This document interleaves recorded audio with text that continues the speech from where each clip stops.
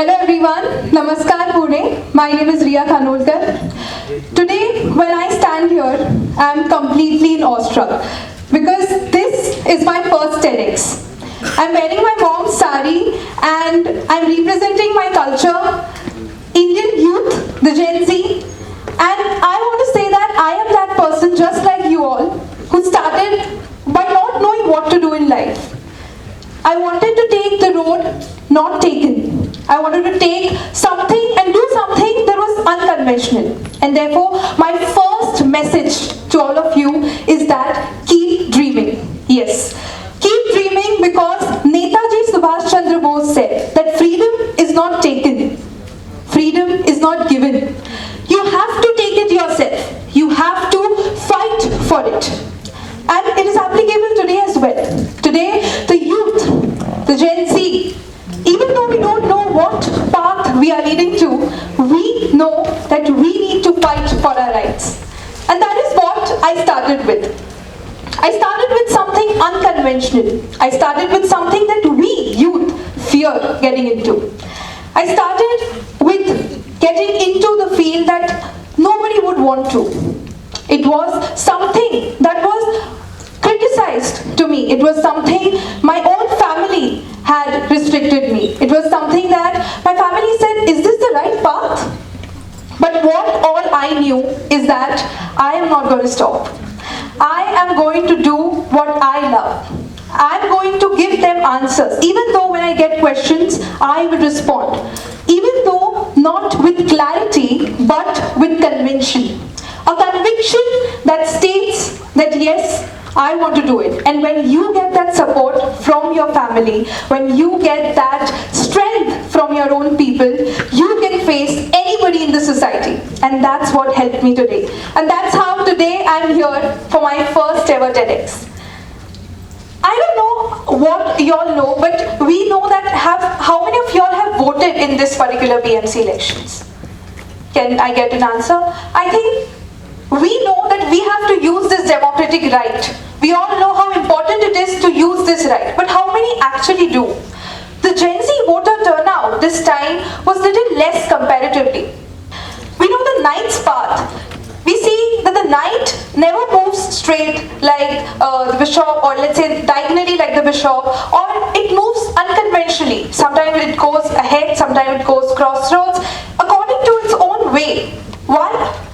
For stopping off, for preventing obstacles, from choosing what is the safest path, for choosing something that is to be done at the right moment, at the very right time. And that is what I did. Because the knight's path is something that leads you not to the straight path, but to the path that is right for you. And today, my friends, I wanted to tell you that do not take the road that is easy or tough. Take the road that is right.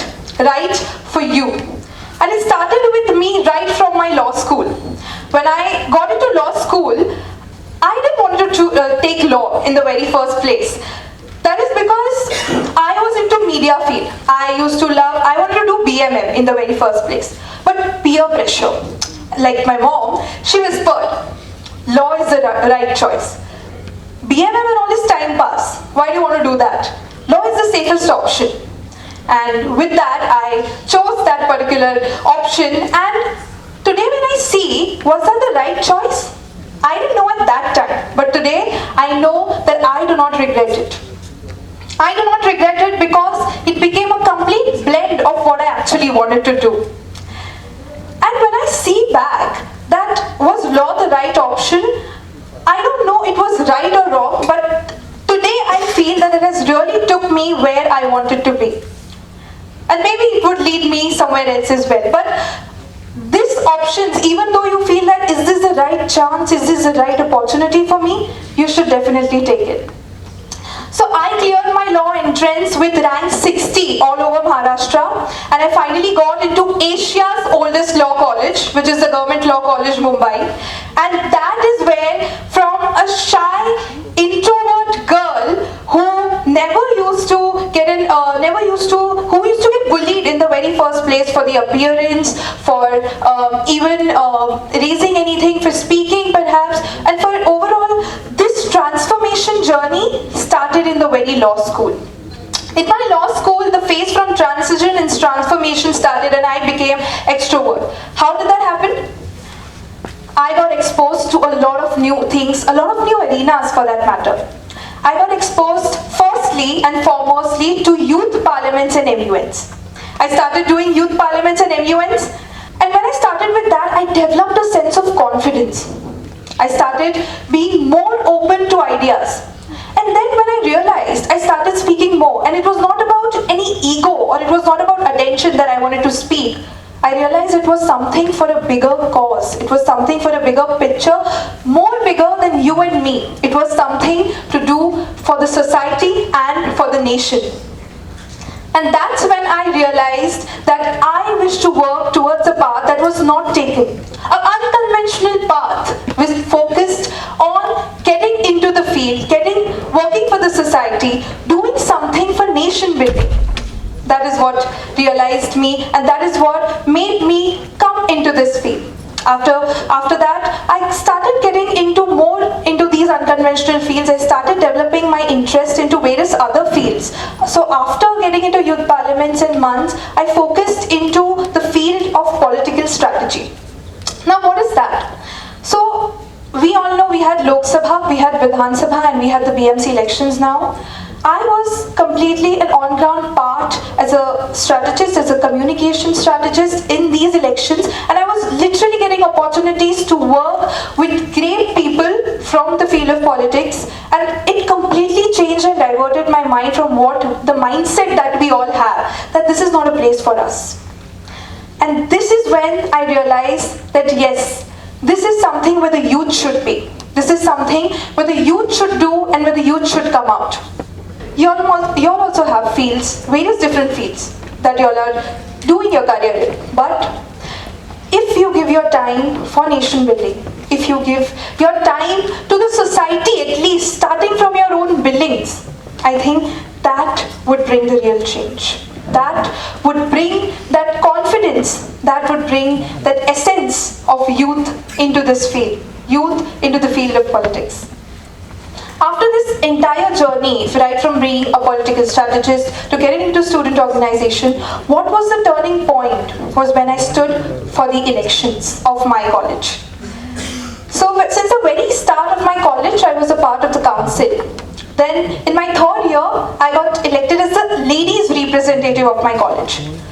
It was something new for me because suddenly a lot of students started reaching out to me regarding small issues like the washroom is not clean or let's say the doors are broken, all of these things, and I was like, what can I do for this? That made me think that no, this is something that I should work for. This is something that I should look forward for. Later on in my fourth year, I stood for the council president election, the student council president. And when I stood for that elections, I lost by 1 vote. And that was very shattering for me in the very first place because I lost, and it was so, I thought that everything is over and I wanted to give up everything for that point, in that point of time. But I still did not stop. As I said, I did not give up. I still did not stop, and I kept on continuing the work that I wanted to do for the students of my college and for the welfare of the students. And when I did that, I think the most important thing I realized while doing that is that you don't need a post to do these things. You can do it just for the sake of it, for you as a person to develop yourself and your personality.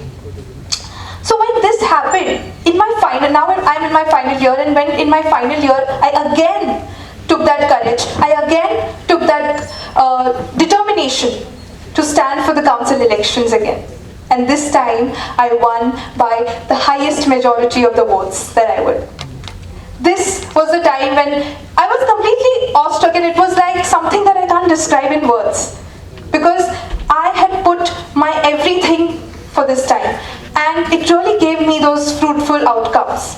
Although I had no expectations as such, but I wanted to give that chance, and I wanted to show that how hard work, determination can lead you to these roads, which is not taken by anyone.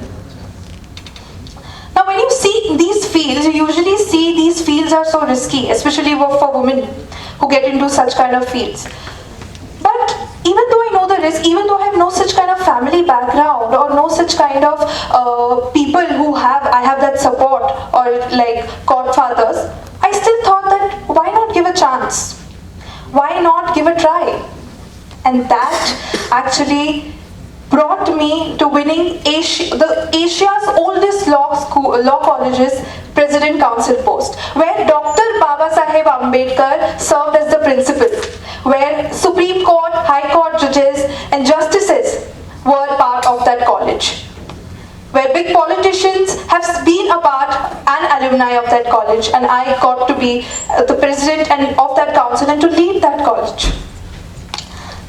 It might sound small or it might sound too differently to someone because these things are different, but when you understand or when you see the weightage of it, you will realize how important it is, and that's how it led me to this. All I want to say is that all of these roads not taken, when I see back, I feel that, was this the right choice? Was this the right thing that I'm doing? And I still have that issue. But when I see those steps, those small steps, I realize that this is something that I always wanted to do. And that has led me today here for my first TEDx. I think most of them are from Pune, and when you see when the signal turns red, all the scooters start running off. So this is how the civic sense is in our country. But it's us youth in our 20s, when we don't work, how can we blame the government? Because after 20 years or after a few years, it will be us who will be. So it's us who will do that work. Because our Bharat is not just Bharat एक भूमि का टुकड़ा नहीं है. भारत खुद एक जीता जागता राष्ट्र पुरुष है. और एक महान व्यक्ति ने कहा था कि भारत एक अभिनंदन की धरती है, ये वंदन की धरती है, ये अर्पण की भूमि है, ये दर्पण की भूमि है. इसके नदी नदी में गंगा है, इसके कंकड़ में शंकर है. हम जिएंगे इस भारत के लिए, हम मरेंगे इस भारत के लिए, और मरने के बाद भी जब हमारी अस्थियां गंगा जल में बहेंगी और हम तान लगाकर सुनेंगे तो एक ही आवाज आएगी, भारत माता की जय. And this, my friends, this is what I wanted to tell you all, that when we have this mindset for the nation, nationalistic mindset for our nation, for our people, for India, we can do it. So for all the engineers, do something for Indian infra. For all the scientists, focus on how ISRO can go ahead. For all the people of art, focus on how to make the culture and history of India ahead. And when we do that, that's the real change. And when I look back now, and when I see the roads that I've taken from an introvert to getting into law school, from an introvert to an extrovert, and then from law school to getting into youth parliaments, from youth parliaments being a part of political strategy, being a part of various elections, and then from also being a part of anchoring and developing an entire content creation page where I have a family of more than 35,000 people. I think this unconventional fields are leading to these kind of roads. And I want to tell you all in my very last thing that do take this road which is unconventional. Be a knight, because the knight's path, even though it not be straight, it is going to lead to something that is meaningful, something that is true. And when I see that, is this a right choice or not, I still question, because it's unpredictable, and this completely is unpredictable. But when my mom to ask me that is this the right choice? But I want to tell my mom that today this led me to my first TEDx, and yes, I think I've made the right choice. And that is what I would like to thank everybody, my friends, families, even the frenemies who were a part of this night's journey, because this is how it goes about. And I would like to thank everyone for giving me this opportunity. Thank you very much.